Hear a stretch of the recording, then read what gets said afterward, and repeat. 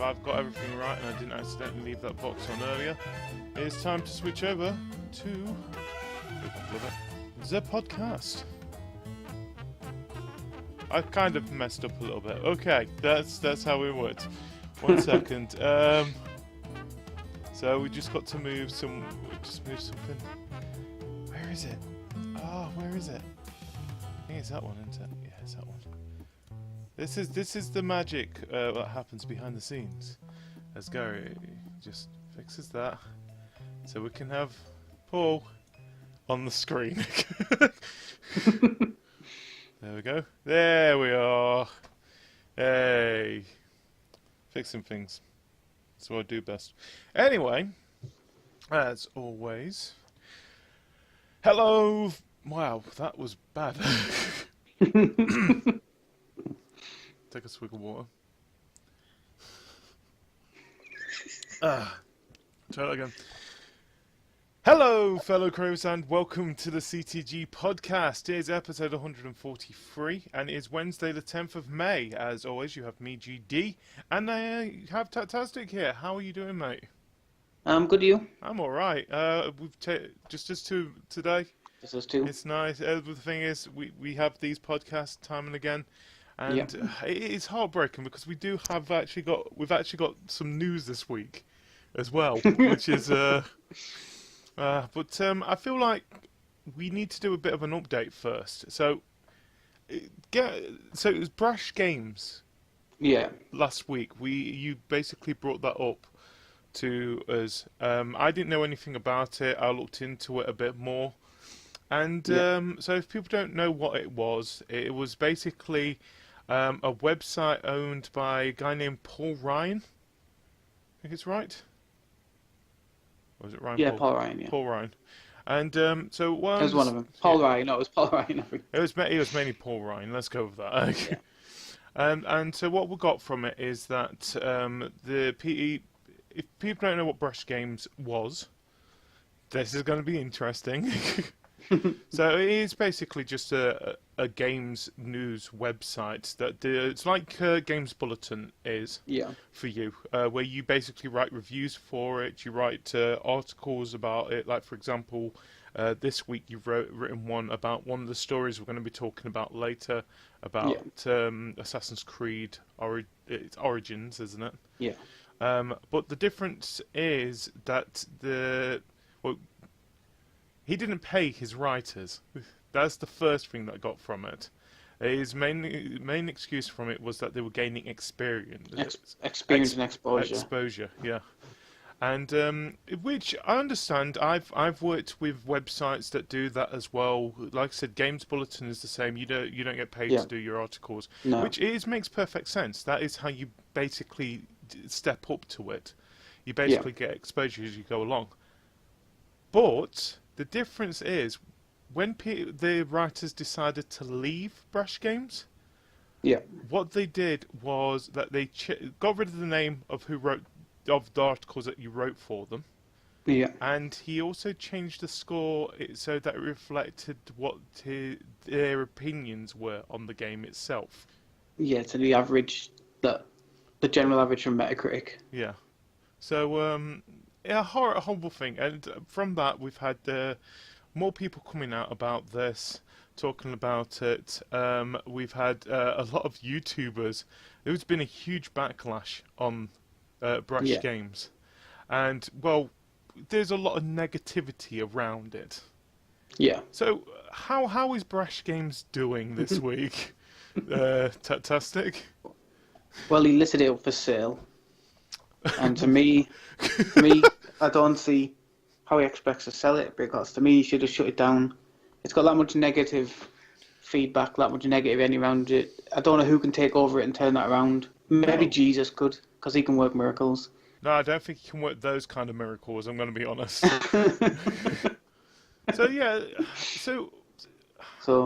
So he's ended up trying to sell it, and have we actually been given any price of how much he's expected to get from this? I'll give you a clue. It's going to be nothing. He said sensible offers, so he'll only listen to sensible offers. He didn't put any sort of guide price. So again, that's down to opinion. but he'll probably delete it if anyone else asked an opinion and he didn't agree with it. He'll probably delete the name of it. Yeah, and then actually change the opinion to what he Yeah. would wanted better. Yeah. Just, Here it is. So, Brash Games actually put this on Twitter with. I like to point out that looks like a very copyrighted image just there as well. Yeah. Um, Good old Mario. a good old Mario. Nothing else says better than Mario to try and sell your mistake. Yeah. So, yeah, so like you said, it for sale, Brash Games websites with 3,924 game reviews. If what, like, It's actually hasn't they put game like reviews 293 PlayStation 4 reviews?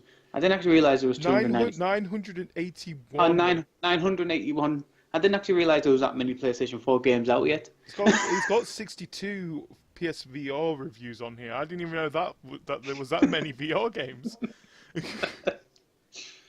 Wait, I'm looking for 30 Switch reviews.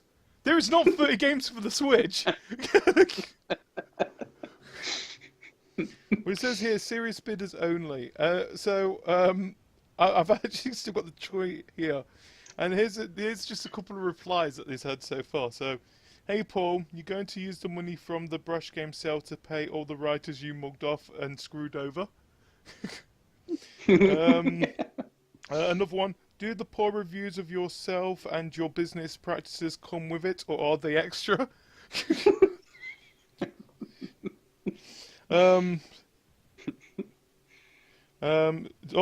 Jim Sterling, you should seriously consider this. Could be some nice closure. Oh wow, that's when was this out? This was out on the 6th. I'm surprised there's only 3 tweets at the moment, and this is actually Brash Games' Twitter link as well. So either he's deleted a lot of them. Probably. You see a lot of there's a few people I follow. One of them, Chris Scullion, he's asked people to buy it to shut it down. Will anyone just buy this so they can just shut it down? We've got Lanklad here. How you doing? How you doing, Rick? So hi GD and Tattastic. Hope you both well. Just tuned in. And hoping for another great podcast tonight. You really do make Wednesdays so much better. What do you guys think of Overkill's The Walking Dead game delayed again for another year until 2018? Yeah, what do you think about that anyway? I feel like we've bashed enough of Brash Games for now. So, what do you think about this being delayed again? Again. Yeah. So what's this? I know it's obviously I don't really follow Walking Dead, so. So what it is that Overkill's. I'm trying to remember what they actually made. Walking Dead. There we go. Overkill Walking Dead. So it is being published by Starbury Studio on 505 Games. Right, okay. So it was supposed to be released in 2016 at the start of this, and now it's been pushed back until 2018 from news that's come out this week. Yeah, so I'm trying to find a bit more information about. So it's like is it first person or something? Oh, that's the thing. We don't know. Nobody knows anything about really. All we know at the moment is that Overkill is supposed to be making this game. I'm trying to remember what Overkill's done. The thing is, I know they've done something. Overkill game company. There we go. That might work. They made Payday 2. Wow, that's it. Payday 2. Payday 2. Yeah, so they've been working on a Walking Dead game, like we said again. But at the moment, like I said, they pushed it back. But then again, like with me, I feel like the more and more they push this back now, and it is supposed to be based more on the actual TV series, not the books itself. Yeah. I feel like that Walking Dead itself, the TV series, is starting to get a little bit stagnant itself. Yeah, you've got to obviously have avid fans, but yeah, I know people who. I mean, I got up to about season 3 and I had enough of it. But I don't bother with it. You know me, I'm not a huge TV movie fan myself. But It's like my experience with Walking Dead is through the Telltale games. Yeah. But it's like me. I've played the first 2 seasons. I ain't even bothered with the third season at the moment. I can't be bothered with it. No. I feel like that's even starting to get a little bit stale itself. And I'm more fearing of them getting this out. Now, it'll either go one or two ways. It will either go what I call the Final Fantasy 15 way, where it's going to be taking its time for it to come out, and then when it does come out, everyone's going to be happy with it. Yeah. It might actually boost it back up again. Yeah. Or it can go what we call the Duke Nukem way, where we could be waiting a bit longer for it. It comes out and nobody gives a damn. Say Duke Nukem, yeah. Yeah. So I'm hoping it goes towards the Final Fantasy 15 side of it, but I just feel like the longer they're going to take with it, the longer it's going to be getting towards a Duke Nukem, and people are going to just not be bothered with it. People will not really care about another Walking Dead game. I mean, if it take more time, The Walking Dead could die down, and then it could just end up being cancelled. Because if you don't know that much about it, and it was meant to be out in 2016, and we're now beginning of 2016, we're now nearly midway through 2017, and the same, we're delaying it again without much more information. Well, it could just end up being canned, like Duke Nukem, and then pass to another studio, and pass to another studio, and... Well, it doesn't help here, where there's also 2 other games rumoured that Overkill's going to be working on. Payday 3, which they've already pretty much said to us, we are going to be doing another Payday game. Yeah. And the other one is a game called Storm, which is going to be a first-person shooter. By the way, if people don't know, that's what Overkill specialise in, first-person shooters. Which at the moment has got a to-be-announced date for it, but that's also another game coming for the PC, PlayStation 4 and Xbox One. So, by what we can see here, and I'm getting this information from Wiki, so it can't be fully reliable source, blah, blah, blah. But usually it does, when it comes to this kind of stuff, it does actually have things in order. Yeah. They've got 3 games that they're working on. And that is with one studio. That is odd. Yeah. Now, some of them might be in pre-production. But still, when you've got one game that you've been delaying a bit longer, which, yes, I understand it's a good idea to delay a game, because the last thing you want is the game to come out and be full of bugs. But, like I said, when it's a game that's based on a series, on a franchise like Walking Dead, you've kind of got to be cutting corners. That's why a lot of video game movies don't really do that well. Yeah. Not video game movies, video games based on movies. Yeah. Don't do that well. It's because they've got to hurry it out for this reason. And I've got a feeling that's probably what's going to happen with this one. And you feel as well with, like I said, them working on, having 3 games this is working on, it's not a massive, massive studio. It's not like EA where they've got studios all over the place that can be working on 3 different games at different times. It's just not to that level, so... Well, it's not just that. I feel like we mentioned the first quarter of this year anyway, with games that are coming out, which have come out. I can understand where a lot of companies probably are going to be saying, actually, you know what? We'll wait a little bit. Because I think what we've seen so far, there's already a ton of games that I think the games that are already out, I won't be surprised if we make most of the Game of the Year list. I think it's going to be one of the toughest years that you're going to have it, because we've had tons of great games already out. Yeah. Indie and AAA. To a point, you never thought that this year we can say that Mass Effect game year, Mass Effect's probably not even going to be making the Game of the Year list. Yeah. So, either way, look, see what they do with it. If it comes out, it comes out. When it comes out, whatever. But, so it's, by the way, it's the second half of 2018 they pushed it back to. So it's not even like it's going to be March. Yes, second half, I'd say fall, isn't it? Yeah, it's it'll be fall winter time. Oh, winter, yeah. Yeah. Crazy. So. Oh, well. Anyway, mate, we've talked a little bit about news. I think it's time we talked a little about what games we've played this week. So, Yes. I'm going to let you start us off, mate. So, what games have you been playing that's caught your interest for this week? What you have been playing that you want to talk about?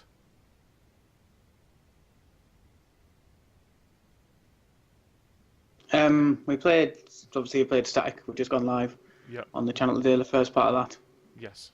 I have, like I said in that video, I've played it before, but I enjoy, even the little parts I've played again this week, I've enjoyed. There's some parts where I get stuck. I can't remember what I'd actually done, Well, which are going to come in later parts. And yeah. There was one part that I was actually watching. And you was there. I think it was about 5-10 minutes. I'm thinking, I've already figured this out, but I can't tell him because I got no way to communicate to him. yeah, Thinking, I think it was one where a little bit of spoiler, something to do with colours and numbers. You had to do, I think it was like north, south, east, west type. oh of thing. yeah. And you was basically looking at it and thinking, I kind of figured this out, but I'm not 100% sure without him actually doing it himself. Yeah, I turned out I was I've done right. it before, and it's still probably threw me off. I was like, "What's it doing? I'm doing it." But yeah. Yeah, if people don't know what Static is, it's from the same people who made Little Nightmare, which also came out this last week as well. Yeah. I was actually surprised. I was expecting something completely different how you described it last week, and it's very it feels very Aperture Sciencey. Yeah. Is that because the actual game is called It's called Static Institution of Retention. Yeah. So it's it is very Aperture Science. I won't be surprised if it turns out that is what the game is. And what I understood from it, we do recommend go and watch the video. It's available now on our YouTube channel, youtube.com/craveyourgames. And you're basically using your PlayStation 4 controller to do certain things in this. On the box, yeah. Like every part on the box is controlled by a different button. So on the DualShock controller. Yeah, so for example, this one had you changing like little patterns to try and get it so that it fits the pattern on the main screen of it. Yeah. And so you're basically using the controller. So you're basically like that, and then you're looking at the box. With the box is where so you've got to lift the controller up. Yeah, you've got to lift the controller up to see in the box, and like look at the side. You've got to turn your control to the side, and it's very well made. But that's what we were expecting. Now, like I said, it's been 6 months with the PlayStation VR. We are expecting these kind of games to come out, and by the looks of things, it does look. I'm guessing there is quite a bit into that game that you've already completed the game itself, haven't you? Yeah. But I'm guessing there's quite a lot more into that game still, and you could always. It's a game that you could go back to. Or actually give it to someone else to do. Yeah. And you can also control it. You can play two-player with someone on the PlayStation app on the phone, and they can try and make it more difficult. I haven't tried that yet. So how do you have any idea how they can make it more difficult?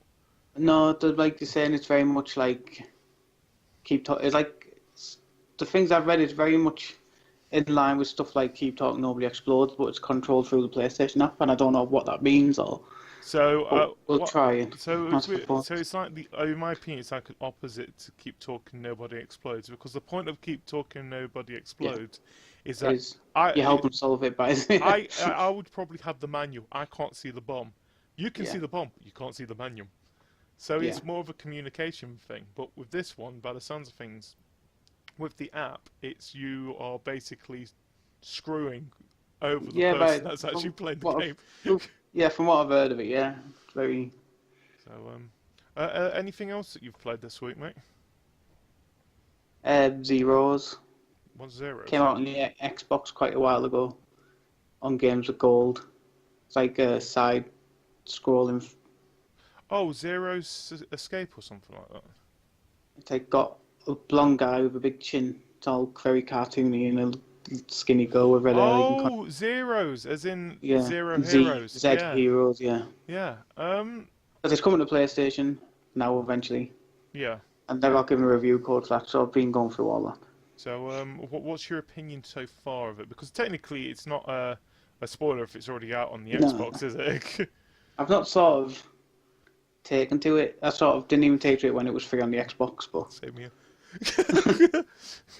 obviously I'll have to power through it and write a review for it, but We have games yeah, like that often, you know it we gave me do. a reason. Yeah, it gave me a reason to actually play it, and I can't say it massively changed my opinion from not enjoying it so far. Yeah, inside look, there is sometimes games where we have to do that. I think mine latest one that I had was Bohemian Killing.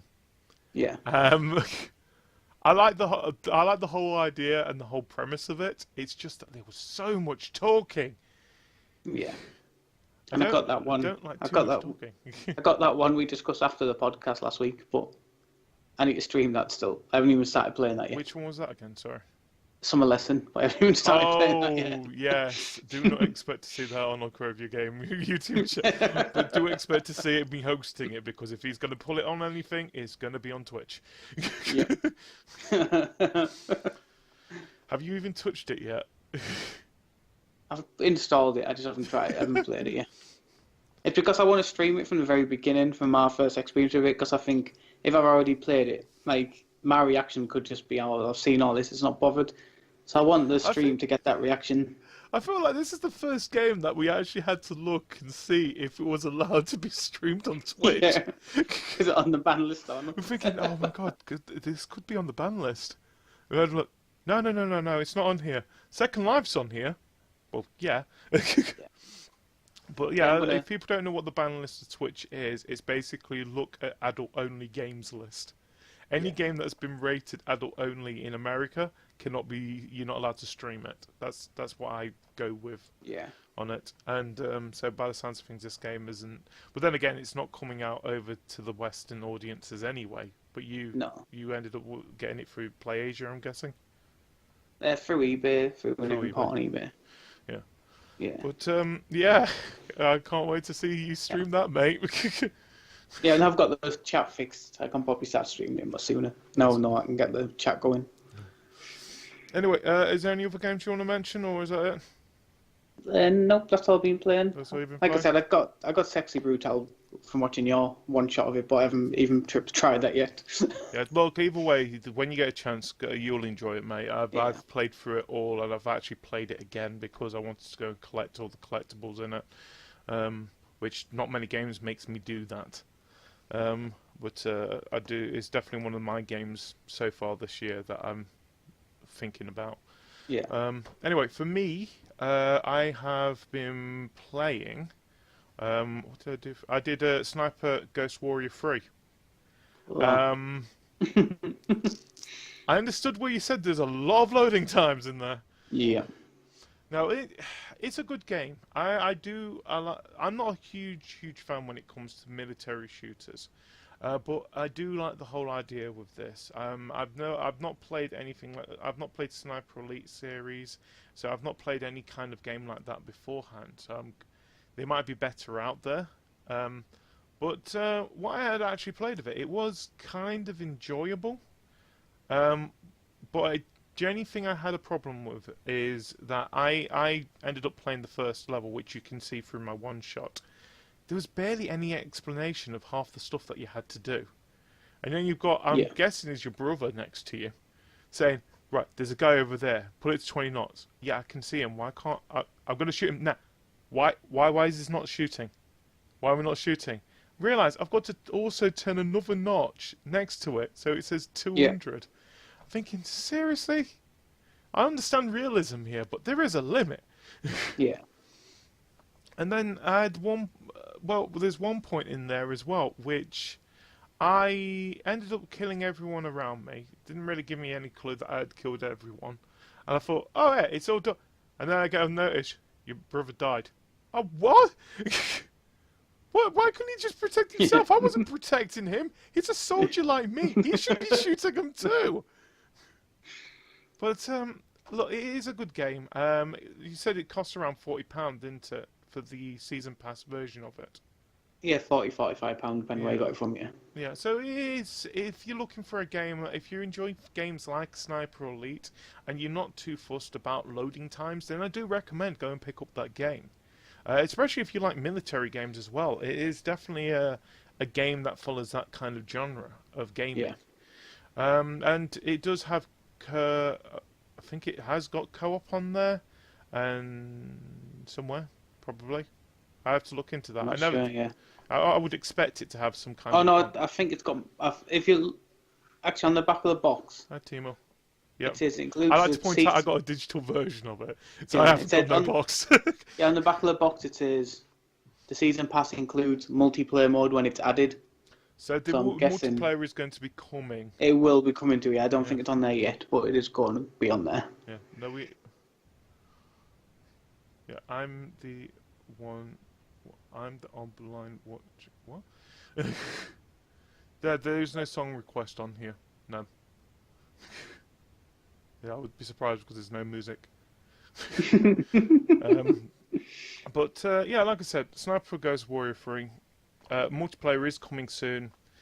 Like I said, there's a lot of loading, but it is fun. I do recommend go and watch. People who are not 100% sure still of it, like I keep on saying, go to our YouTube channel, youtube.com/CraveYourGames, and go and watch the one shot from this week. That is basically about 30-40 minutes of the start of the game for you to go and enjoy. Why no? You could in my. I have no idea what's happening over there. Someone going to request the music. Yeah. I think you're a DJ. Yeah, I'm not a DJ. You're a DJ. I'm not sad. I'm not sad. We are not sad. Anyway, other games that I've been playing this week. So, me, Hanksy, and Heavenly went back to Monopoly Plus. Yep. Oh, wow. So, just to point it out, we haven't played, I think, Monopoly Plus for about nearly a year now. The last time we played it, it was me, Matt, Kaj, and what's it? Who played it? And this time, like I said, it was me, Hanksy, and Heavenly. We just couldn't take it. We played speed die, but one speed die actually worked in this game, and it was just so. No, John, get to know when new. Yeah. Heavenly was to tell Hanksy to give up and let you win. Yeah. That's what I've realised. This is the thing. If you are going to ask me and Hanksy to face each other in something, and there is not going to be any music. Okay. Okay. You have amazed me that you're typing and still dying. Nice. But take my follow. Take my follow, good man. Thank you very much. I will take it. I will take it to the masses.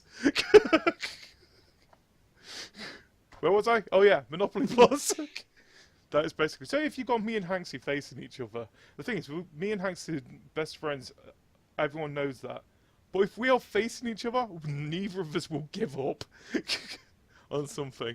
For example, like, even though we've got no control over it, our WWE predictions, we've started putting our own...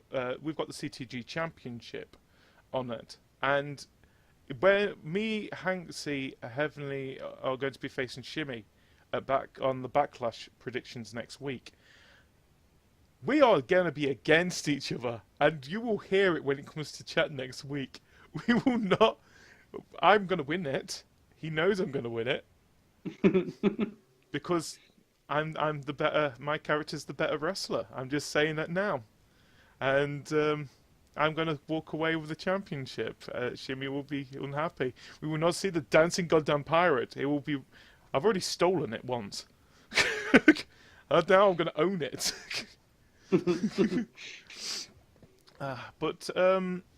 Yeah, so we played Monopoly Plus, then we moved over to Trivial Pursuit with me, Ryan, Heavenly, and Hanksy. I don't know if it was my PC that night, or the actual game itself decided to just Yeah. decide to just give up.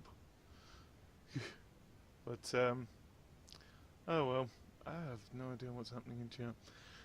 Can you see chat? No. No. No. Yeah, it's stuff is happening. Am I going about music or something? We have got no music. He's going to transfer your sadness into happiness. Okay. Okay.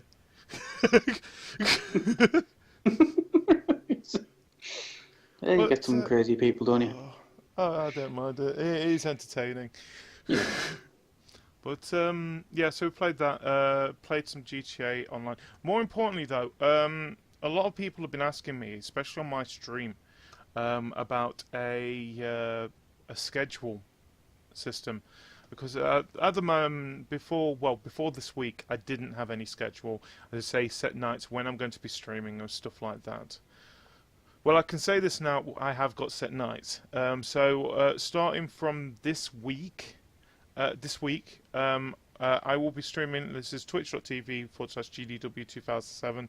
It will also be the YouTube channel, the Beam channel, and the Facebook Live, hopefully. I'll be streaming on Tuesdays, Thursdays, and Saturdays starting at 9 p.m. We can't say what they are going to be streaming of. We don't say how many people are going to be joining me for that. But these will be things. So it'll be... Okay.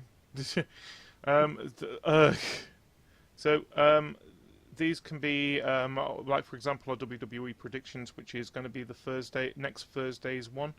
We can have what we did last night, which was Monopoly and Trivial Pursuit. It can be the one-shots as well. It's just that I've now got set dates when I'm going to be streaming. So it's just to make people happier, so you guys can come and view when I'm going to be doing some kind of stream from now on. And plus I've updated everything as well. It looks nice and new and pretty. So I like it. But I can't think of anything else that I've actually played this week. GTA, normal. No, I think that's it. I've actually had more of a week of editing than actually playing. But yeah, I wanted to play Prey, but I haven't been able to get a hold of that at the moment. So yeah, that's all I've been doing. That went really a lot faster than normal for just the two of us. Oh well, these things happen. Yeah, we normally have loads. What's that? Sorry. Yeah, you normally have loads. We We normally usually have loads got of people. Ryan and Paul telling us about half the games that they played that week. Which, by the way, if people wondering where Ryan is this week, unfortunately he can't make it. So that's why it's just us two. Yeah. But we're doing well. Hey. So I think it's time we go into the gaming news. I feel like we might actually get a podcast that's under 2 hours for once. So, I feel like the main stories we're going to be talking of course, first of all, is that there has been some leaked screenshots. What happened there? I don't know. I don't know. We're not putting any music on. For God's sake. Yeah, so we've got Red Dead Redemption 2 has had a screenshot leaked of it. A very blurry screenshot of a guy leaning on a post. Yeah. And it's got everybody saying, ah! I'm ignoring it now at the moment. Yeah. But, yeah, so it's basically just a guy leaning on a post. Yeah, there's nothing really. There's nothing really there. And I understand why people are basically clutching at straws with this game, with rumours of it coming out later this year. Yeah. But people have just got to be patient with this. The thing is, we know that it's supposed to be, like I said, we know it's supposed to be coming out this year. At this time stage, there is going to be tons of leaks of this kind of stuff. Most of them probably not true. And the reason why is because E3 is just around the bloody corner. Yeah. So, I'm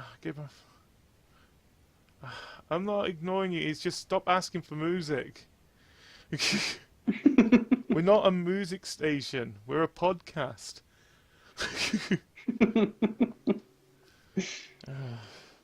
Oh dear. So, have you seen the screenshot yet of it? Yeah, yeah. So, what do you think from this? It could be This anything. shows nothing. It's just so generic of a cowboy screenshot, really, isn't Is it? it It could be Far Cry 5 at this rate. But It just, I don't. yeah, so this is what I've got from it. So this was on the GTA forums. A person popped in and posted what claimed to be a leaked image of Red Dead Redemption 2. So many forum users are torn, citing various examples of why it's fake. Others arguing for legitimacy. It's hard to tell if it's the latter, since it appears to be a shot taken of an on-screen image. It could be an explanation for the colour looking washed out and the rather cartoonish appearance, but some users are even more sceptical than usual because, as they pointed out, the person who posted the image is a new member. And they skedaddled right after posting. So basically what they did is say, "Hi, here's a picture. Now I'm pissing off. Thank you." Yeah. Argue between yourselves. Yeah.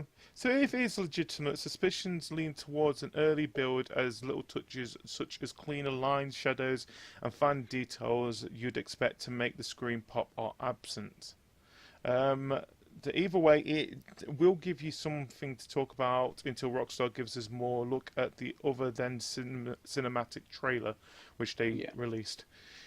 So Take-Two will host a call to investors at the end of this month, but the firm has never been one to spill its guts on those calls. Basically, don't expect executives to dish on any details unless it starts spitting snow in hell. E3 2017 will be the venue, so more than likely we're going to be seeing some on-screen play of it. It's more than likely going to be the Sony conference as well that does it. Due to that, the PlayStation 4 is going to be getting the first access to earn select online content. So, it's just, I feel like people just need to wait. I understand how it goes. The thing is, people do not get too hyped. Well, the thing is, this is what we had problem last year and the year before, is that there were so many games that we were getting overhyped for, and it turned out to be absolutely rubbish. I think there's a good example, and a lesson we should really learn from, No Man's Sky. Yeah. Do not be overhyped about a game. And I understand there is reasons that we should sort of be, because of it being Rockstar and Take-Two that's making this game, but then again, we had BioWare with Mass Effect Andromeda. Not always the big guys can always do good. No. So I would say keep a break on that. Well, another one as well. Another screenshot that came out this week, which at the moment Eurogame has pretty much said this is definitely it. Yeah, this is legit, yeah. Assassin's Creed, what people are saying is Origins could be Empire. Origins.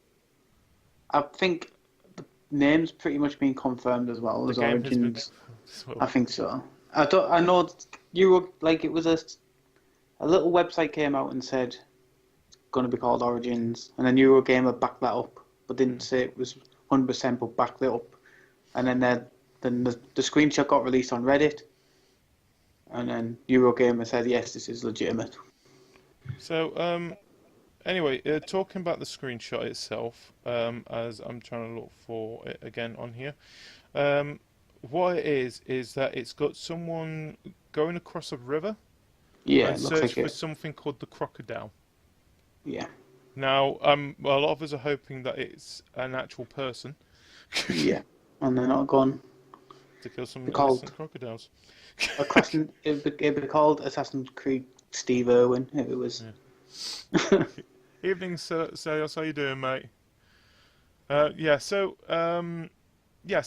what we understand from it is basically he's looking for a guy called the Crocodile.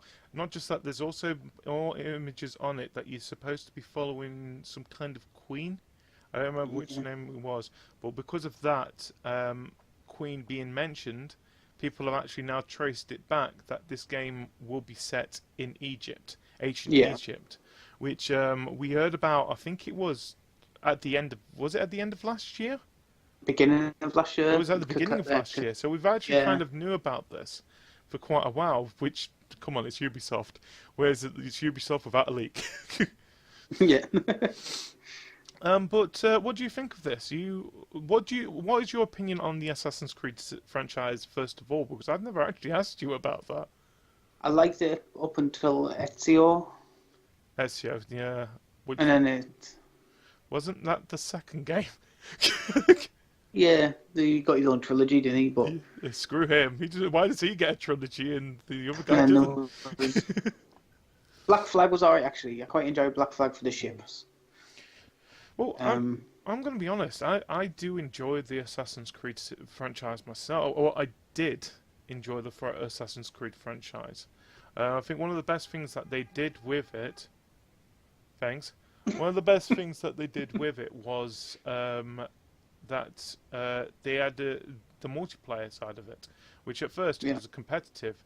I think it's probably one of the most nicely constructed competitive online multiplayers that any game has had, especially during a time where it was Call of Duty and Battlefield were the main games that did this. And then with Assassin's Creed, what did they do? They actually thought it through and thought, well, we're a game about assassinations. Why don't we make our multiplayer about stealthiness?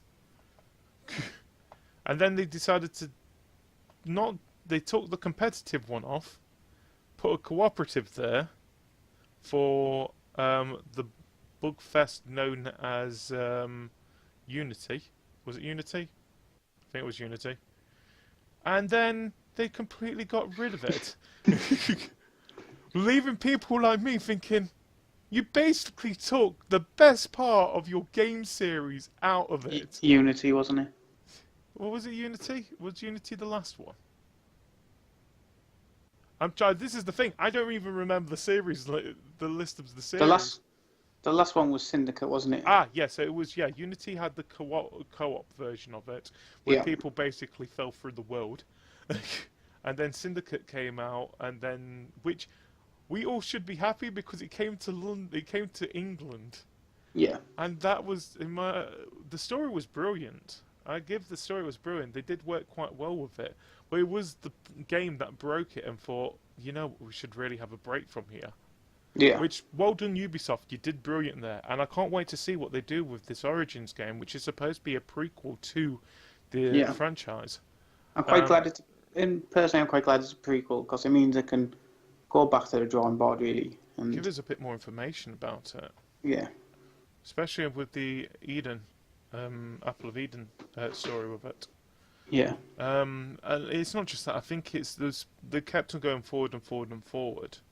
And you're coming to a point, well, at this stage, you're going to make it that we're going to be playing what we played in the half of the first one as a full game. Well, you might as well stop there and just slap Watchdog on it at this point. But yeah, I'm happy that they had the break. I can't wait to hear more information from them. More than likely, we won't until Ubisoft. Have they announced that they're going to be doing a press conference this year again?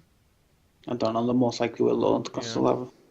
I think the only ones that have actually announced at the moment is EA, Sony, and Microsoft. Yeah. And Bethesda. I think they're the only ones. And the PC gaming show's coming back because no one asked for that. But yeah, I think Ubisoft hasn't really announced when they're doing it, but it's one of those that you kind of expect it. I think Nintendo has already said that they're not doing a press conference, but more than likely they're going to be doing a direct during that time. So we'll see with that. Moving on, talking about EA. Not EA, talking about E3, there's been an announcement that they're going to be doing something called E3 Coliseum this year. Because if people don't know, E3 this year is open to the public, and to, by the looks of things, celebrate it, they're going to be doing something called E3 Coliseum, which is going to be a I think it's a 1 day or a 2 day running event where you're going to be having guest speakers come on, talk about certain games, talk about things in the games industry itself. So far, people who've signed up for this, we've got game Gearbox software, Microsoft, Sony. EA's already. I think EA has actually said that they're going to be joining in with this as well. What do you think about this? Do you like the whole idea? By the sounds of things, they already did this. This is a normal show. I thought I don't normally have like people from the host coming out on their own things and talking about stuff. Yeah. So is it going to is it going to talk about working in the industry and things like that? Yes, I think that's what the main point of it is that they're going to be talking. It's supposed to be behind the scenes of the whole industry type of thing. I suppose, But I they are suppose going on to be their showing off games as well as. right. I suppose on their keynote to talk about the game. Yeah, which is Actually talk about what they do in the industry and things like that. Sort of makes sense. Well, it's nice that they're actually doing this. So the thing is, they are really embracing the whole idea of opening it to the public. I think this is the best thing that E3 could actually do for their show is open it up so that people can come and see these games, because it is coming to a point in time where a lot of people have been asking, are these things really needed anymore? Especially when we're getting information throughout the year. It was back then where information was only then. Yeah. But now we've got things like Gamescom, and then we've got Gamescom and EGX and what's it called, GDC, where we're getting information coming from those. And you've got Nintendo who do their own thing nowadays, which do a direct. And then even PlayStation has its own thing. They did one last year, didn't PlayStation Experience. They're going to be doing it again this year. Where last year they announced The Last of Us Part 2. And I think they showed off a bit more of Crash Bandicoot, didn't they? Yeah, and was that when they announced all the pop information on the PlayStation Pro? I think last year it was, because it was said it was due in a few months after, wasn't it? Well, to be released. The thing is, for something that was only supposed to be a one-time thing for its 20th anniversary, they've realised that it's actually a good idea to continue doing this. And they're actually doing it at the same time where there's another show that shows off a bunch of stuff as well, the Video Game Awards. It's basically designed to show off more trailers, if anything, nowadays, with a few awards mustered into there. Yeah. Well, it's like at the time now where we've got easier access to information, it's not really needed to have a main show to do this. It does still excite us for this kind of thing. Yep. It's like all of us. Well, I think anyone in the game industry is excited about E3. I think a lot of people actually do have a week off so that they can watch this kind of stuff. But it's at a point that it's really not needed, and it's a good idea that they've opened it up to the public so that we can get their impressions of it. It's not just that it's making more gaming studios not just bring out trailers, but it'll probably start bringing out, we really need something that they can have hands-on with here. Yeah, they'll have to, I reckon there'll probably be test machines of the Scorpio or something, things like that for the... Well, that's the main point of Microsoft this year, isn't it? That we've got a bunch of games. Please show us a bunch of games. At the moment, you've got nothing. But their main point is that they're going to be actually showing off the Scorpio itself, which we're not going to go down that route again because we've already said our opinion of it. Yeah. We'll probably be saying more when it's actually revealed during our E3 specials. I'm excited to see what we get. We're more than likely going to get more information from this Coliseum as well. More than likely it's going to be broadcast. I think Jeff Knightley? I think I said that right. I'm sorry, I'm really bad with names today. Jeff Knightley is supposed to be the one who's going to be hosting it this year as well. So he's not going to be doing his usual Monday spot that he does for E3. So I'm not 100% sure if they're still going to be doing that, and they're just going to be doing this instead now. Yeah. So I'm hoping it's an actual Coliseum. Yeah. That's what I want. I want it actually Yeah. bang in the middle of the E3 game show floor Yeah. as a coliseum, because it's got to have some kind of coliseum design to it for the fact that Yeah. you've named it E3 Coliseum. I want a gate Hopefully, to open to let in the person who's coming to talk.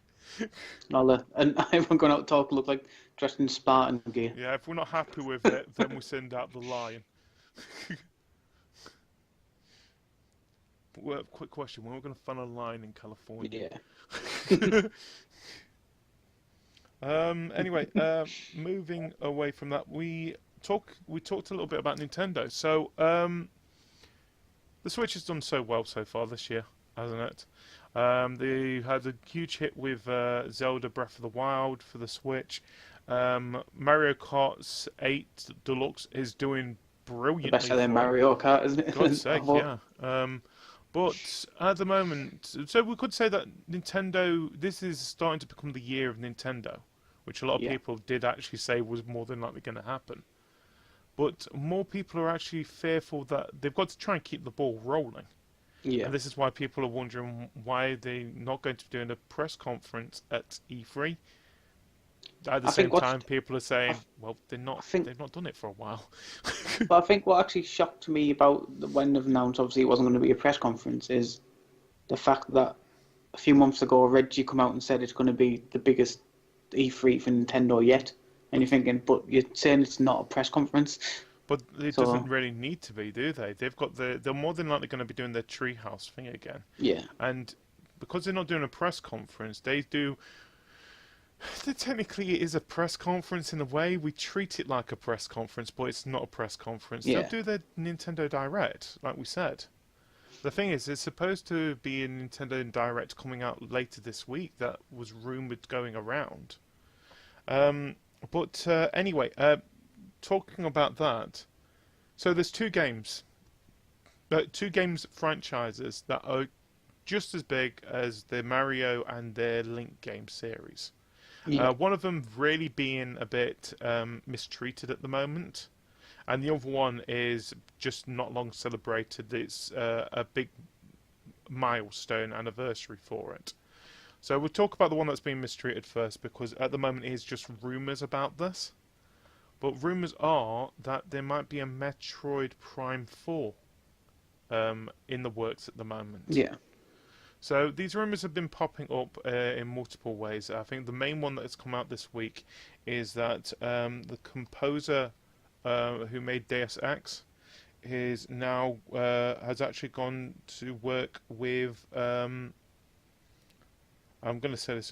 Is it Respawn or Retro Games?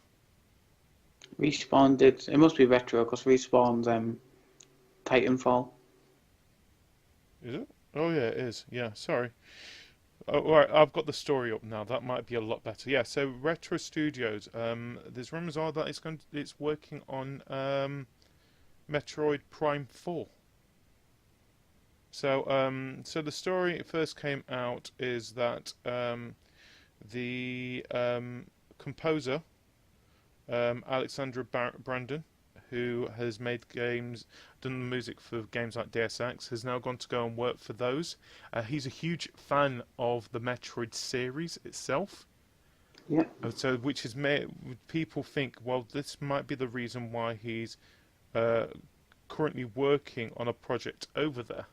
Now, if you don't know who Retro Studios are, they're the ones that had actually put a breath of fresh air into the Donkey Kong series by bringing out Donkey Kong Tropical Freeze, which was a big game for the Wii U. Well, they're not expected to be moved over to the Switch soon. Just how it works. There's more ports than actual games at the moment on the Switch.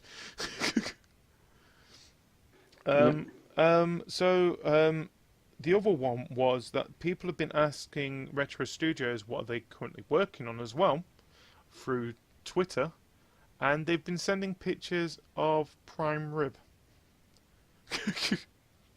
Yep. So what do you think of these? Now this is at the moment we've got to take it with a pinch of salt. At the moment it is just rumours, and it's very, very thin rumours at the moment. And it mainly could be the fact that it's a huge series. It got a huge fan base behind this series, especially a series that is just as burnt, if not as more than the Sonic fan base at Yeah. the moment. Where what they had? They had Other M and the game that we shall not be mentioned, thanks to Billy. He's basically said we're not allowed to mention that game anymore. But so, what do you think about this? Would you like to see an actual Metroid Prime, a Metroid game actually coming out onto the Switch itself? Yeah, proper one, yeah. Not just some sort of, like you said, like the one we can't mention, and Other M. I think the problem was it Other M where they tried to give Samus some sort of personality? Yeah, they That gave him one? personality, but the wrong kind of personality. I Yeah, think what they were trying to do was do the origin stories of Samus. yeah. So it didn't And work. no, I'm not saying it's a as long bad as game. It was a good game. It's just that it wasn't a Metroid game. no, and I think as long as they don't try and do stuff like that, what they'll probably announce it's not called Metroid Prime 4, it's called Metroid Other M2. We're going to do that. More than likely, we're going to make Billy watch the Nintendo press conference, not press conference, direct. If he doesn't show up, that's why. But yeah, I've not really played much of the Metroid series, but I understand of it being. It's one thing in gaming you understand when certain things have got like a. It's a cornerstone of an industry, and the one Yeah. thing that I find with Nintendo itself, it really doesn't give two shits about half of its cornerstones. The only ones it really cares about at the moment is what's it called, Mario, which come on, it's its mascot of course, and Pokemon. Yeah. The other things can be sometimes just completely. Oh, and even Zelda had that at one point as well, didn't it? Where it's like, we're going to be making a new Zelda game. What is it going to be on? I don't know. We'll make one. We don't know what's going to be on yet, but we're making one. When is it coming out? Here's a screenshot. Isn't this the screenshot you showed last year? Yeah, but it looks better now. Yeah. Sort of cleaned up a little bit. Yeah, look, they should keep rolling with this whole Switch thing, and the best way Yeah. of doing it is by putting a Metroid Prime that people want. The thing is, they did it with Zelda. They bringing games that did work well with the Wii U over onto the Switch as well, which is nice. Yeah. But another game that has also been rumored at the moment. I don't think we mentioned this last week. Probably did, and I completely forgot about it. Pokemon Stars.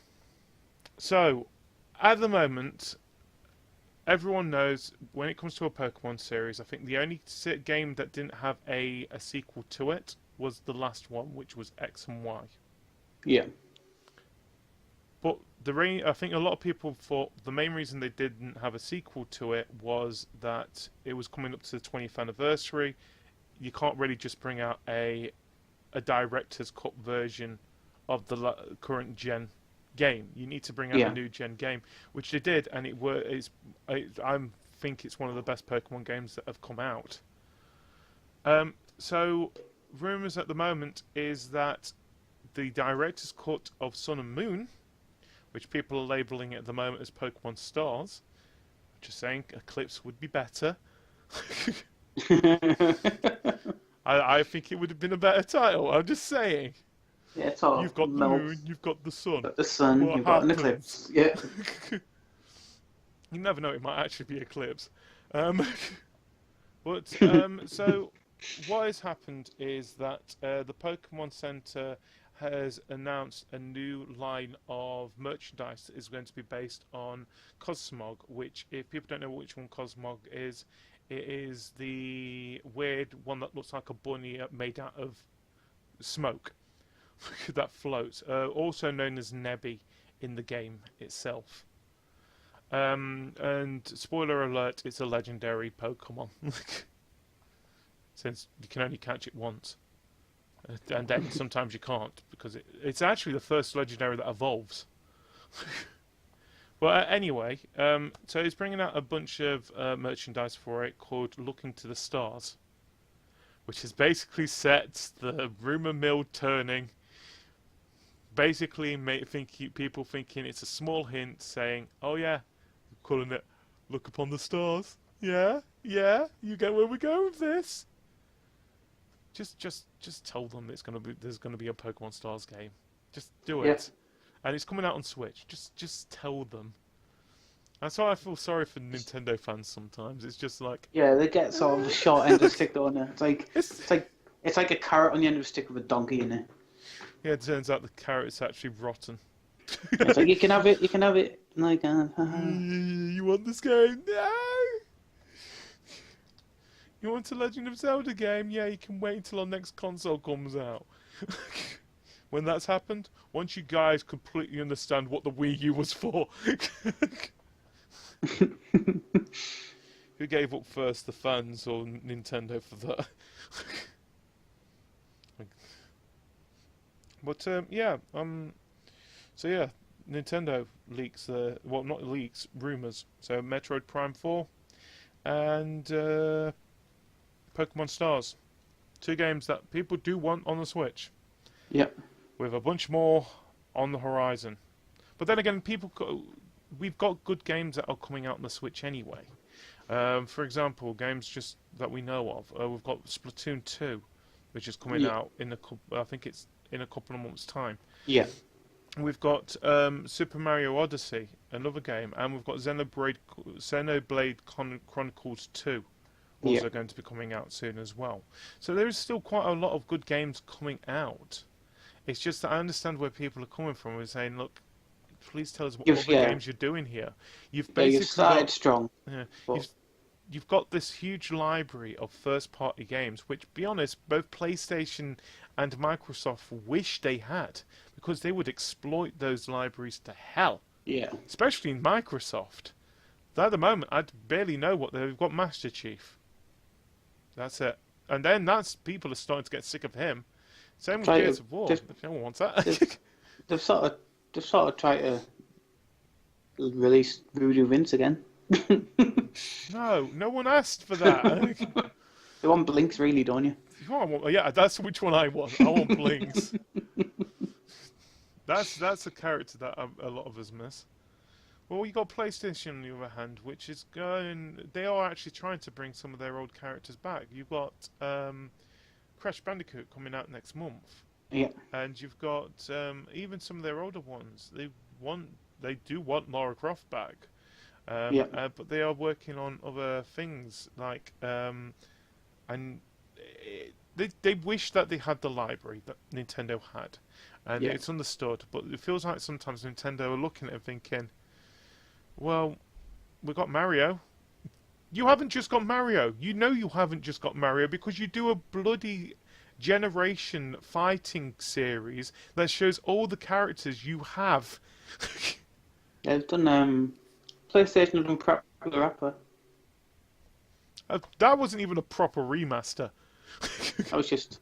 And then there's Loco Roco, which I've mentioned. Oh, that's coming out this week, isn't it? Yeah. Which... I want Patapon. I don't want Loco Bloody Roco. But it came out. When's it came out yesterday. Yeah. Came out yesterday, £10 for PlayStation Plus members. That's worth it, yeah, I would say. If people don't know what Loco Roco is, it's a game that was available on the PlayStation PSP, was it? God, PSP, yeah. Damn it. 10 years ago, something, it released. That's ridiculous. Hard, yeah. Thanks for making me feel old. I remember playing that game, god damn it. And then they're going to re-release Patapons, aren't they? Oh, yes, I love that game.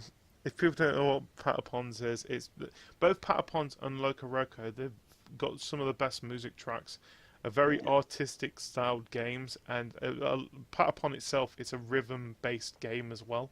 I think Loco Roco isn't. It's basically you've got to roll. You've got to roll this thing. And, collect more to get bigger and.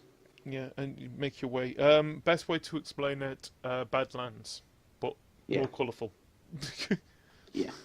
More enjoyable. More enjoyable, yeah. But yeah, going with Parappa the Rapper, they balls that up so All they bad. did was make it in 1080p, wasn't it? It They says didn't that even do that properly. They made the game part in 1080p, Yeah. and they didn't even bother with the actual cutscenes. To a No, point, it had a huge border around it. So you're looking at thinking, you gotta go, oh god, that's what's happening in the cut. so you've got to do. Wow. You've got to believe those borders, aren't they? So that's all Parappa the Rapper did. You gotta believe. I don't want to believe in bloody borders. And then even it feels like they've not even changed the gameplay that much of it because I do still remember hitting the buttons and it still doesn't recognise it. Yeah. But yeah, if people don't know, Prep the Rapper 20th anniversary is out now. Probably dodge it. That's just what I'm saying. But It's not as good as you remember. no, it's not. If you want a game more than likely which is going to be good as you remember, wait until the end of next month where we've got Crash Bandicoot because they did the right thing there. They pretty much remade it. Yeah. Which Prep the Rapper would. It wouldn't have even been that goddamn difficult. It's mainly paper. They already have a game like that. What is the game? Tearaway. Tearaway. They've got Tearaway. Just give it to them guys to do it. They would have done a good job.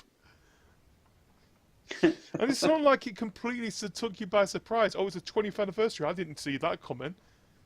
It's your game. Oh wow.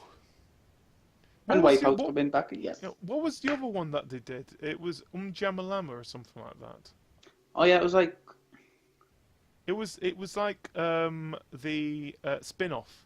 So they did Prepper the Rapper and Prepper the Rapper 2. two. And then they did this Jammer Lammy or what it was, which was supposed to be some goat gill or something in the Prepper Rapper universe. I was thinking of something ribbon, where it used to be like a straight ribbon and you could beat to the music and it grew stuff. Un Jammer Lammy. I think it was Jammer Lammy. I wanted Jammer Lammy Ding Dong on here. What the hell? Was it Lammy Jammer? I've actually tried to spell it. It's come up.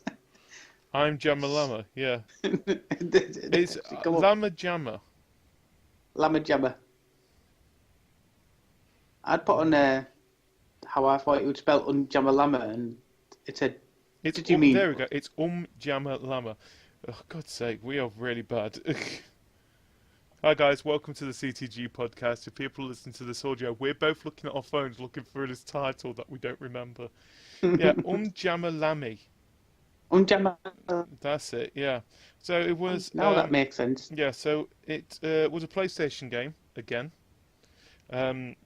which came out in the UK, in North America on August 17th, 1999, and then in EU on September the 10th, 1999. It came out in arcades in Japan in 1999, and then it came out on the PlayStation Network in 2008 in Japan, and in North America in 2009. We didn't even get it on the PlayStation Network. And, yeah, it's the one with the guitar. Yeah, you remember who she is now, yeah. Yeah. I feel like it's time we go into a GD talks about the plot of Un Jammer Lammy. It's going to be like Rise of Nightmares. Oh yeah, this is going to be fun.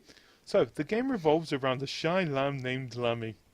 A left-handed guitarist... Oh my god! Like Kurt Cobain. Died at the end of it. Oh god. Spoiler. A left-handed guitarist of a rock band named Milk Can, alongside bassist and vocalist Catty Cat and drummer Marsan. Although normally a nervous wreck, Lammy becomes much more confident once she has a guitar in her hand. On the night before Milk Can is due for their first concert, Lammy has a dream of performing alongside Chop Chop Master Onion.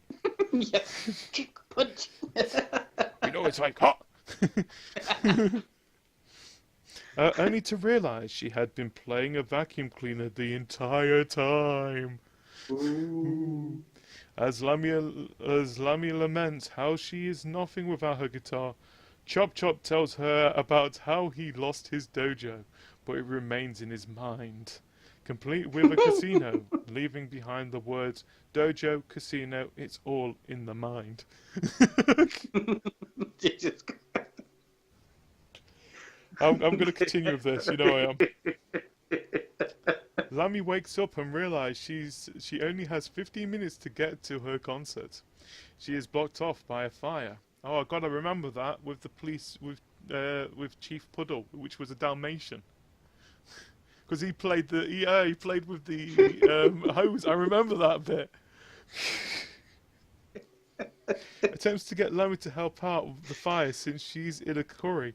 Lammy, what do you what kind of situation you have? Hey, look, there's a young child there. I'm going to make her help try and put out this fire before she goes runs off to her concert. Yeah. She's clearly in a hurry to get out this fire. We'll make her help. Lammy noticed a billboard for a casino. Recalling Chop Chop's words, Lammy pictures her fire hose as a guitar and gains the confidence she usually has whilst playing. After putting out the fire, Lammy is rewarded with some pizza. She just saved your bloody building! With some mint sauce. But eats so much that she is mistaken as a pregnant lady by Nurse Kathy Pyle. That is condescending as hell. She's had too much pizza. She must be pregnant. Gives birth to Papa John's. Upon realizing she wasn't actually pregnant, Kathy forces Lammy to help put all the newborns to sleep using a baby as a guitar. As she leaves, she slips on a skateboard and is launched into a plane that was flying through the street. She then helps Captain Fuss and Pepper fly the plane while he is attacked by a ceiling panel, which makes him switch personalities. She ends up crash landing the plane into the middle of a full parking lot, accidentally leaving her guitar on the... I don't know. Accidentally leaving her guitar on the plane upon leaving.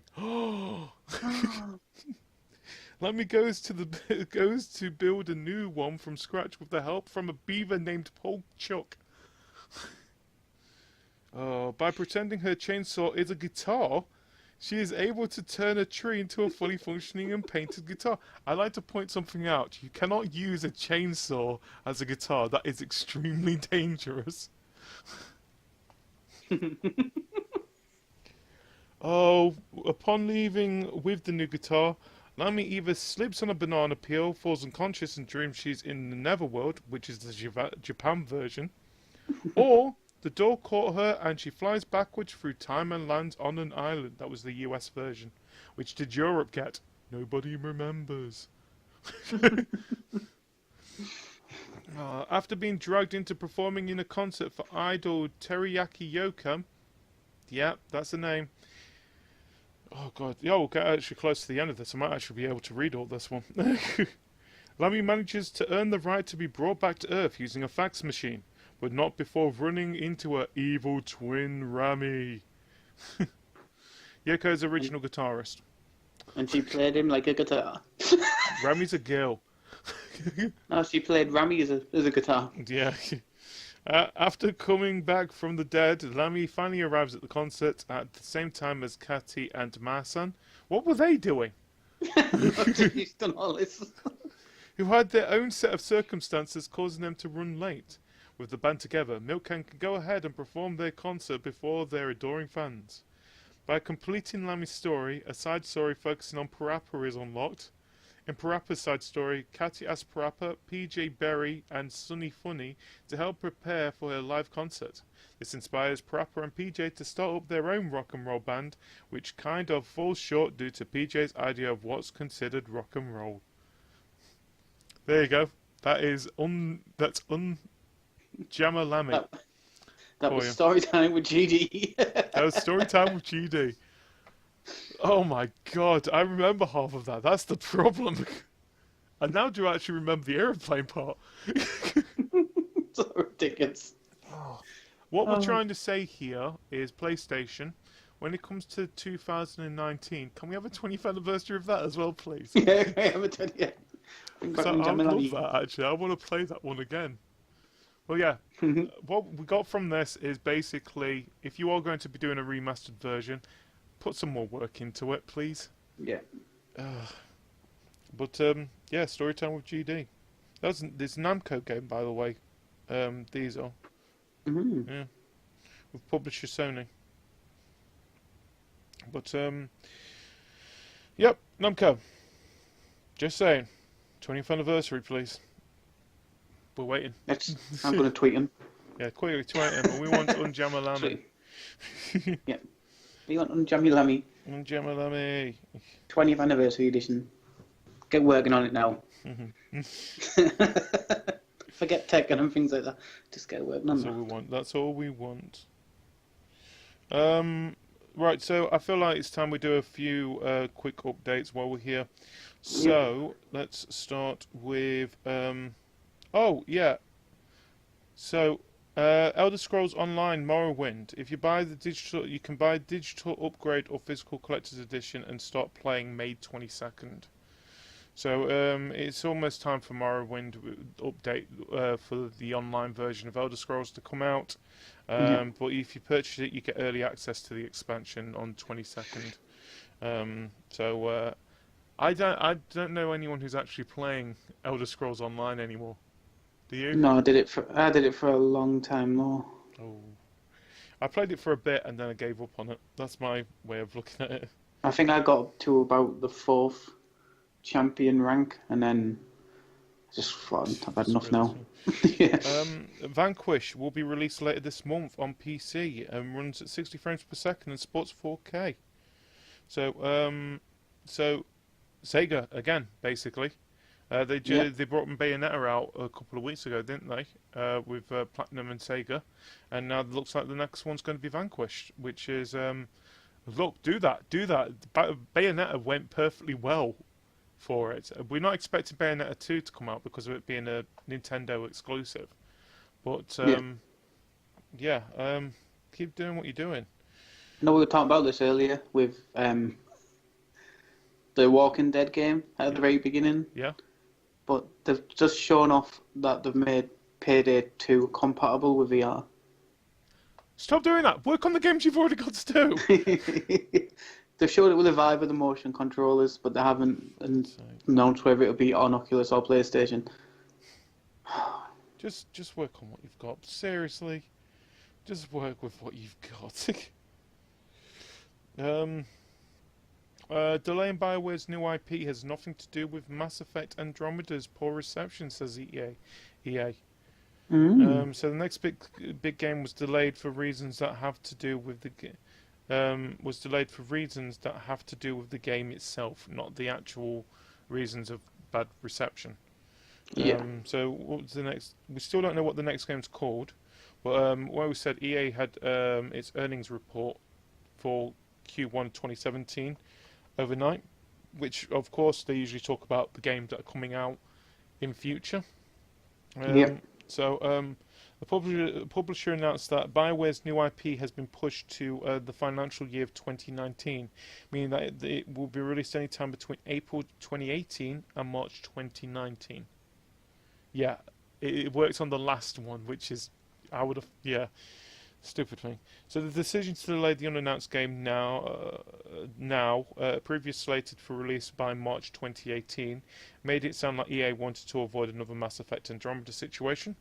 Andromeda launched with a myriad of technical issues and ended up being the lowest rated Mass Effect game.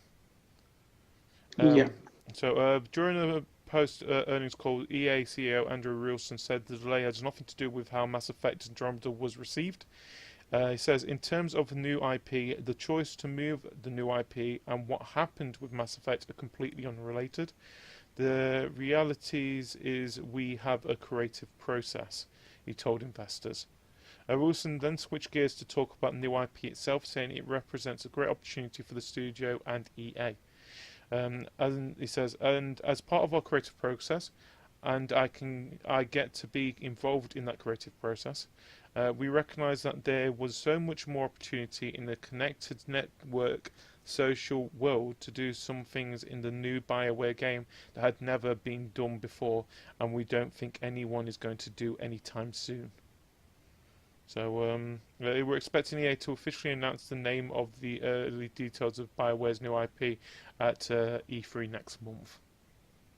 So by the sounds of things, it's going to be a really big game. I just hope it lives up to its hype. But it's a new IP, which that's a good thing, especially in a time when we have sequel after sequel after sequel. It's usually indie studios that do new IPs, which is nice. And we are actually starting to see more new IPs come out, especially, like we said, we've had Horizon Zero Dawn be a huge hit itself. Yeah. You can Thinking about indie ones. Yeah. Fable people, a group of former Lionhead developers who worked on Fable have revealed their new project. Kinseed, described as a whimsical sandbox adventure, Kinseed is a persistent 2D RPG which players make choices that impact generations to come. It's meant to be very much like Stardew Valley. Okay. It's all about harvesting your crops. And each character you encounter in the game remembers your deeds or misdeeds and will eventually age and pass stories on. And if your character dies, if your character dies, you will then take control of one of your character's children and continue the story with the opinions of your parents. It sounds quite interesting. It sounds really good, actually. Yeah, I like the whole idea that if you're misdeeds, it sounds very right. What we've done here is we've got Harvest Moon, and we grabbed Undertale, and we just smashed them together, and this is our game. Except this time it's I like that whole system of smart gaming to it. Yeah, they remember. So it'd be nice to see how that goes with that. Anyway, you can get a Punch Club and a stack more indies in a Tiny Build Humble Bundle. Now we like talking about the Humble Bundles series of games that they usually do here. Well, the latest one that is coming out is the Humble Tiny Build Bundle. So how it is going? These are the paid packets for it. So first of all, sign up for Humble Bundle email alerts, and you'll get an alpha access to Party Hard 2 for free, which I'm going to do in a minute. Pay what you want, if over $1 for Divide by Sheep, Road to Valhalla, No Time to Explain Remastered, and Speedrunners. I'd say Speedrunners is definitely worth that. Probably worth more. Yeah. If you beat the average, which at the time of looking at this, I will tell you how much that is in a minute. You'll get Party Hard as well as the other games we mentioned. The Final Station, which is another game I do recommend. Cluster Truck, which Ryan can recommend for you.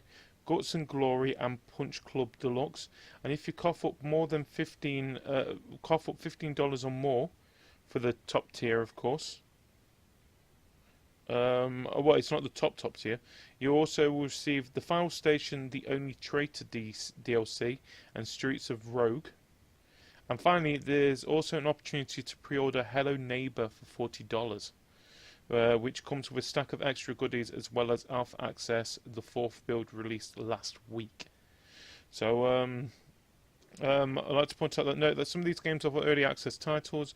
Only Hello Neighbor comes DRM free, with all other redeemed through Steam, but there are multiple Mac and even Linux builds available, which is nice. And at the moment, the average is $7.50, which is around about £5.81. So yeah, I do. This is definitely one I do highly recommend, just for the fact that just go and sign up with your email first of all. Get access to the new Party Hard 2 alpha build, which at the moment, while we're doing this, I'm actually typing in my email because I want to actually do. I might do that as my one shot if I can get the code of it, because I am a huge fan of the first Party Hard game. Waiting on the merchant. Anyway, have you got any other stories you want to mention while I'm doing this? Let's have a look. It's saying obviously more news about ex-Lionhead employees. One of them has joined Sony. in-house. I'll have a check. Okay. That is ultimate. Screw you, old company. I am now going to work for the enemy. That's what's just happened here. But I think it was a director there. He's joined Sony. That's mad. Not really mad, I suppose. Another story that we forgot to mention. So we've all brought used games before, and we've brought bundles. But I think at the moment GTA 5's newest bundle might be a little bit controversial. Just a little. I like to point out this is not an actual bundle, just for legal reasons. Yeah. But just don't go and abuse yeah. Rockstar, because it's... I've already had problems with them in the past. I love their companies to bits. It's just the game doesn't love me. So what has happened is some kid found a bag of meth in a used copy of GTA 5. Which console was it? So, GTA 5, of all games, has popped up in a drug scandal. The executive summary is this. A Florida family purchased a used copy of GTA 5 from a GameStop this weekend, and when the new 11-year-old owner looked through the manual, he found a baggie with meth apparently left by whoever traded it in. It sounds unbelievable, especially given it's the second time there's been an incident of this kind involving meth and GameStop. Stop. What? But Kotaku checked it out in full and viewed the police report. This is a thing that actually happened. A kid got hold of a bag of meth by buying GTA 5. Gosh. More importantly, the kid's 11 years old. Why is his parents buying him GTA 5? Exactly, yeah.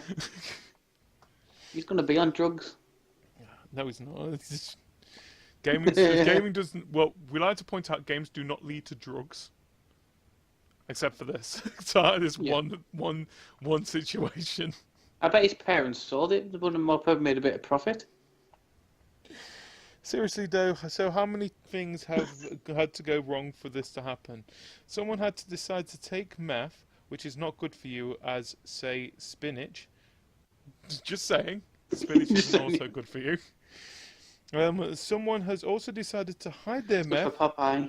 Yeah, someone also hide their meth in a manual of a copy of GTA 5, which is a terrible hiding spot and will not get you a free pass from sniffer dogs or vigilant police. It seems to have been a good enough hiding spot that either the original owner forgot or a second party unknowingly sold the meth-riddled copy of GTA 5 and then a store employee failed to rifle through the manual before putting the game up for sale. Finally, a mother considered GTA 5 an ESRB 18 game a suitable gift for 11-year-old. Yeah. With all the 90s and noughties paranoia about games ruining the youth of today, it's pretty amusing that parents had just handed over an adult game to a kid and they turn out to have meth in them. What the hell? Okay, although the story could have a really tragic ending, the kid did give the meth to his mum immediately, which they're still waiting for it back. Yeah, I said she smoked it. No. She called the police, and so thankfully no harm was actually done. GameStop told press it checked all its used games really thoroughly, apart from this one it seemed, and reportedly offered to make the matter up by replacing the game. He's already got the game. He doesn't need to replace it. The disc was not made out of meth. This offer was refused. Oh. What do you think of this? This is. I'm really sorry we gave you that game box and meth in it, but we'll give you a new disc. Well, I'm like, what? No, I want the meth. There is so many things wrong with this. One article. I don't know where to go. Now, I like to point out, us in gaming, can we easily say we have played games which were not suitable for us when we were younger. Yeah. But like we said, when there was so much paranoia in the 90s and noughties and the early years of this decade as well, where Yeah. people were moaning about games were too violent for kids and stuff like that. This is the reason. We said this so many times. Stop buying games which are clearly rated not for the kid. Yeah. It's like you see in shops and you're always desperate to like, say to them, what type of parent are you? But you can't, can you? You see like kids, like 11, 12, oh, I want GTA. And the parents grab it and you're just thinking, what type of parent are you? I know my parents let me play adult games, but the wait till I was 16 before they got me an 18. Yeah. Well, my favourite quote, which I read on Twitter at one point, was I'm not going to name names of it, just for legal reasons. Basically, it was a computer game cashier, a shop assistant. Sorry, that's my best way of doing it. She had the greatest opportunity that anyone who is in retail would wish to have, where she actually got the opportunity to actually tell a parent to say, because the kid wanted to buy, the mother was going to buy Saints Row 4 for their kid. Yeah. And she got the perfect opportunity to say to the parent that this game is not suitable for your kid. For example, one of the missions have you going around killing people with a dildo sword. Just saying it, I would love that opportunity to actually say to a customer and be allowed to say it, that you going around killing people with a dildo sword. Who would not want that opportunity? But like we said, it's one of those kind of things. Now, we can't really say much. We haven't got kids ourselves. Yeah. But we do get sick of when parents do complain about it, to say, oh, it's the computer games. So it's not. It's you guys buying the bloody games for the kids. Yeah. And most of the time, kids can handle it. We know they can. It's just that when a kid doesn't, don't blame the games. Either blame yourselves or blame the kid. Or music. Not the company. But, yeah. Have you lost a music friend anyway? Yeah, he went. Bye, music friend. Yeah, bye, music friend. I wanted to talk about another weird story this week as well, which I'm really hoping we get this more often. So, we've heard many times that video games have saved people's lives in mental ways. Yeah. Well, have you ever heard of an actual video game saving someone's life physically? No? Okay. Well, Surgeon Simulator. No, I didn't save many people in that game. Well, a copy of the Elder Scrolls Anthology saved someone's life by taking a bullet for them. Oh. Yeah.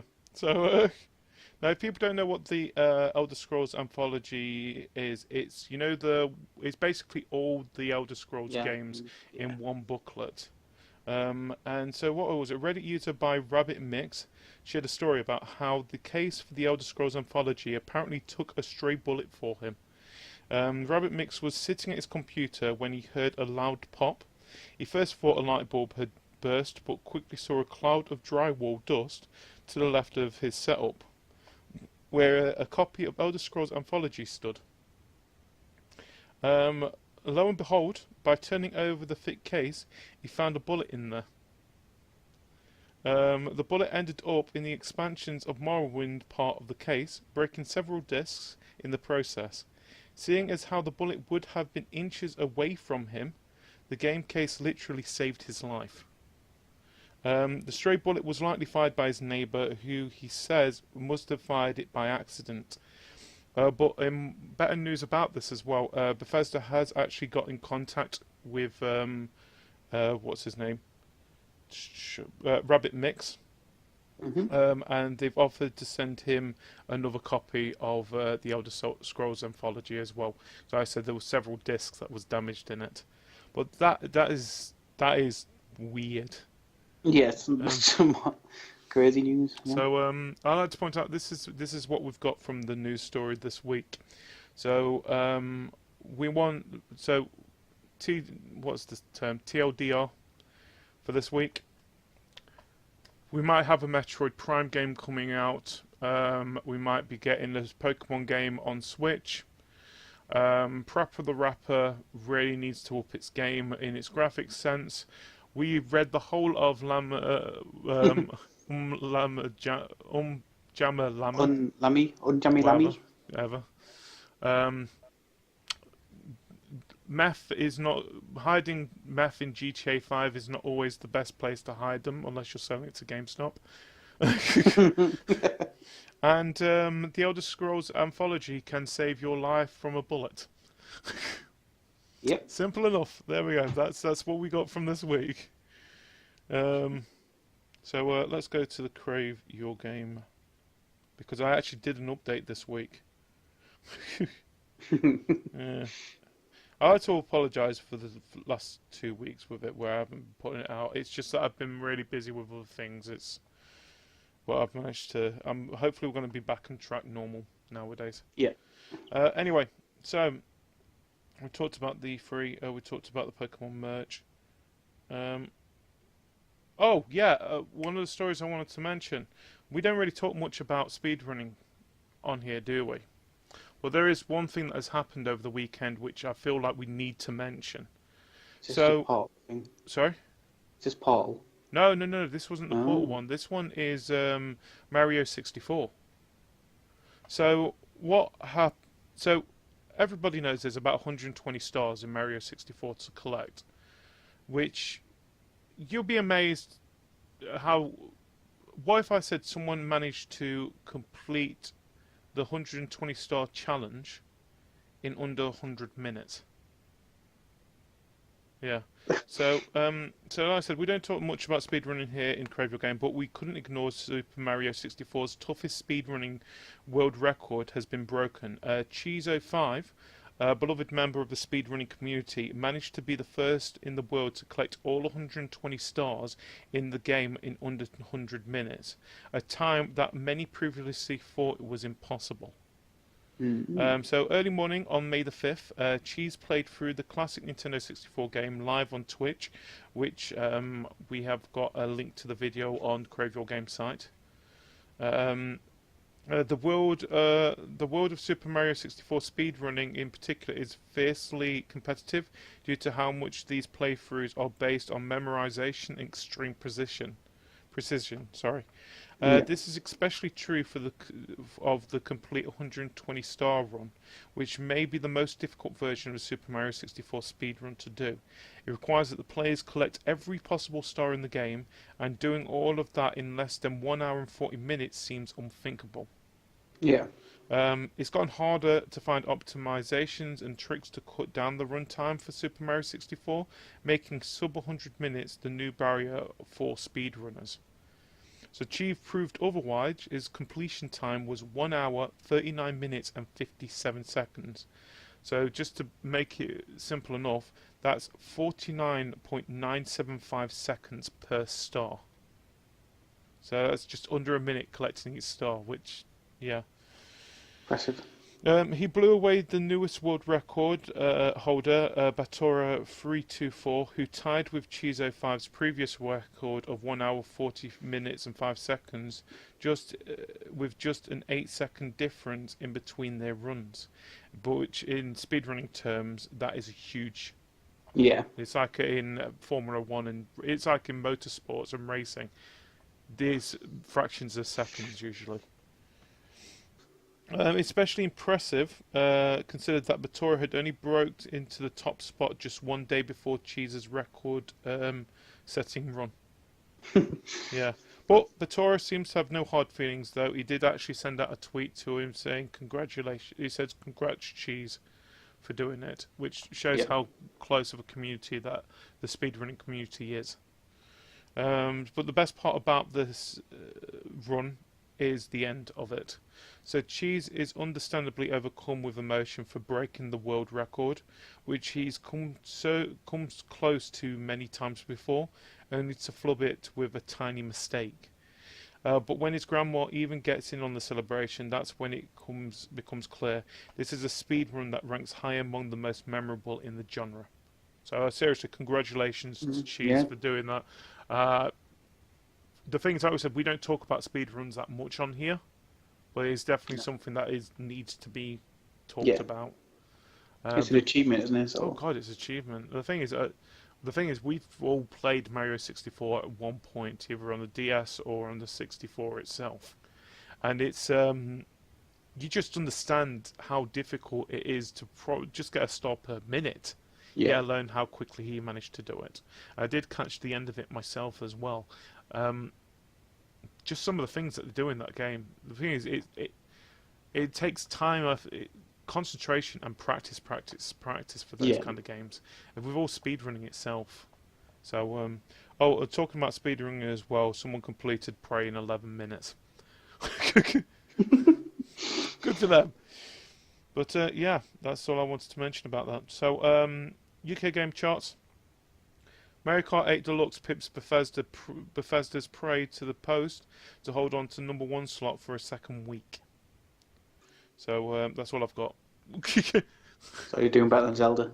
Doing better than Zelda. So in other words, up 1 to number 5 is Lego Worlds. Up 4 places to number 4 is Call of Duty Infinite Warfare. Still at number 3 is Grand Theft Auto 5. New at number 2 is Prey, and still at number 1 is Mario Kart 8 Deluxe. Shows how popular that game is. I wonder how many Switches that game sold as well.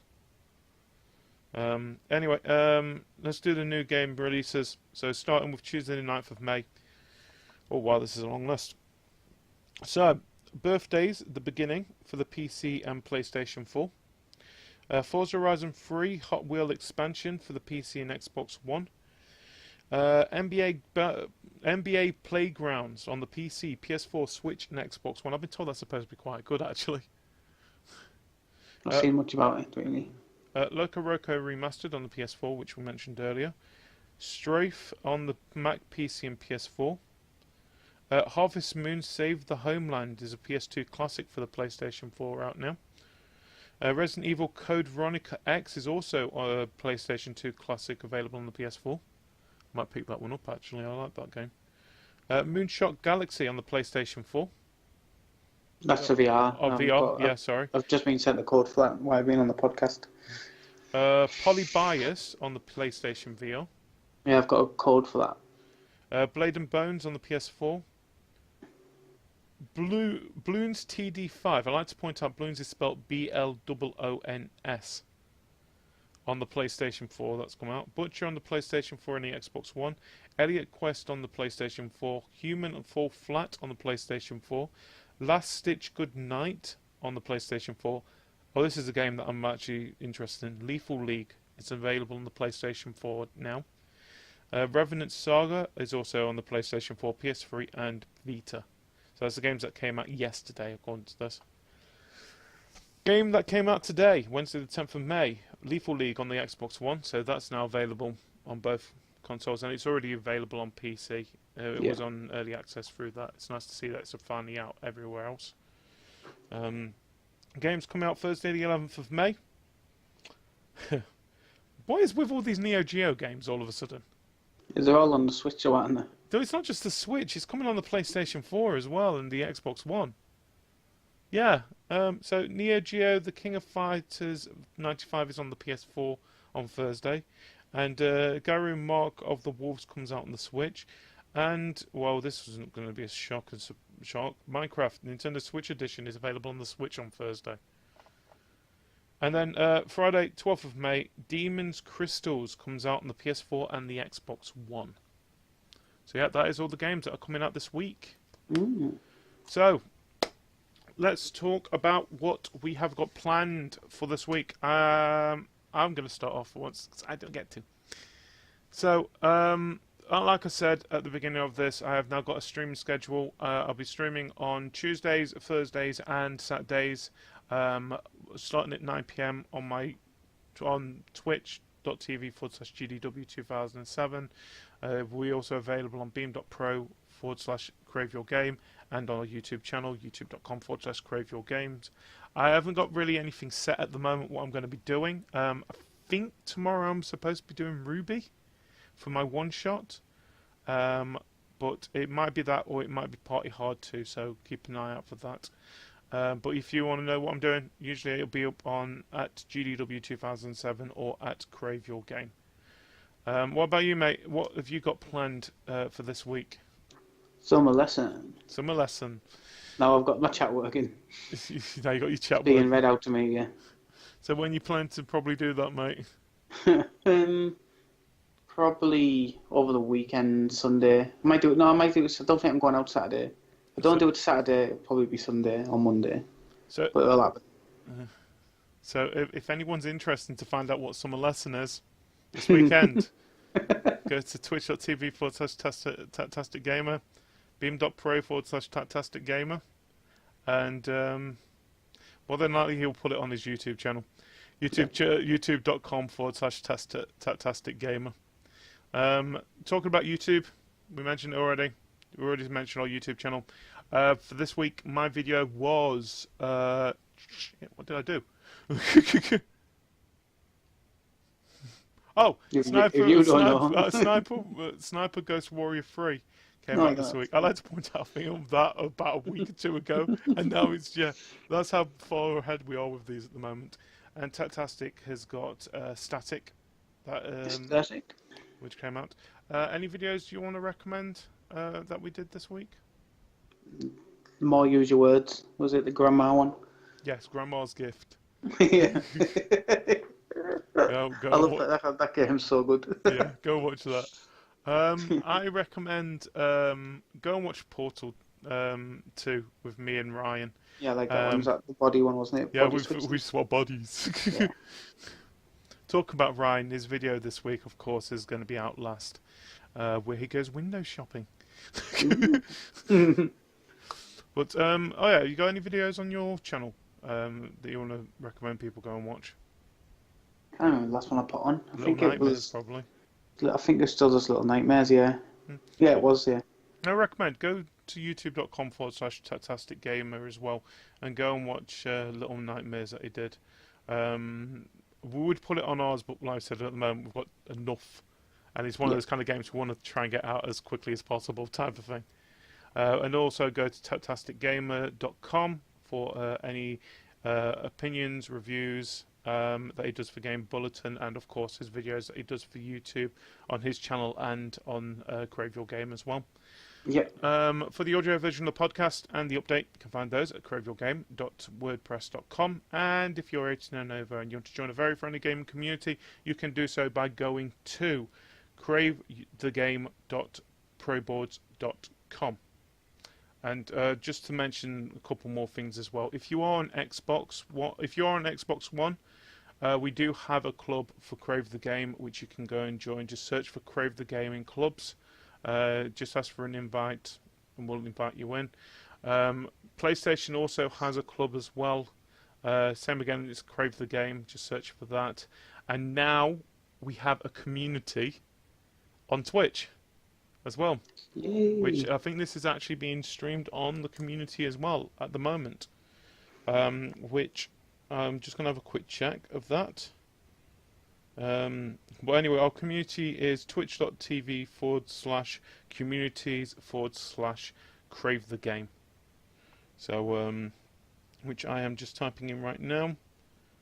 So I've already mentioned it to everybody who wanted to listen to me. No, I want to go into desktop. Go on.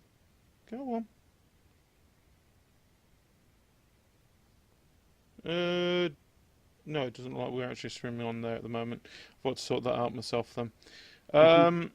But yeah, usually we are going to get it sorted out. So things like this and any of the videos that I'm showing, hopefully other people will also be putting it as well. You'll be able to find it in one nice neat little package on there as well. Even though we do host each other, it's a nice time to actually have somewhere like that. Yeah. And I like to point out it is still in beta as well, so things might change over time. But anyway, mate, that's it for this week. We did well. I feel like we have done it under the time. Yep, under the 2 hours just. Seriously, we have no way of controlling ourselves now. What did we do? No. Like I said, we talked about Um Jammer Lammy. We actually read the whole read the plot. whole story time with GD. I should make that into a series.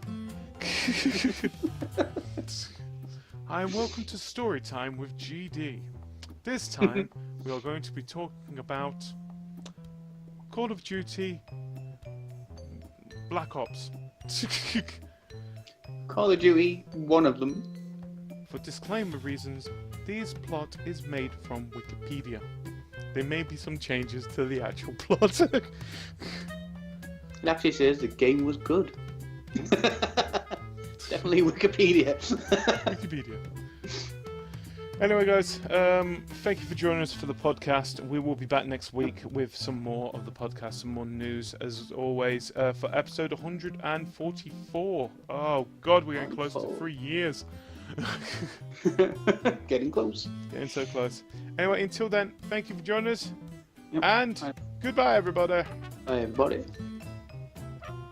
As we talk, as I move my little mouse across the screen, as I figure out which is the right. That one. Yeah, I did good.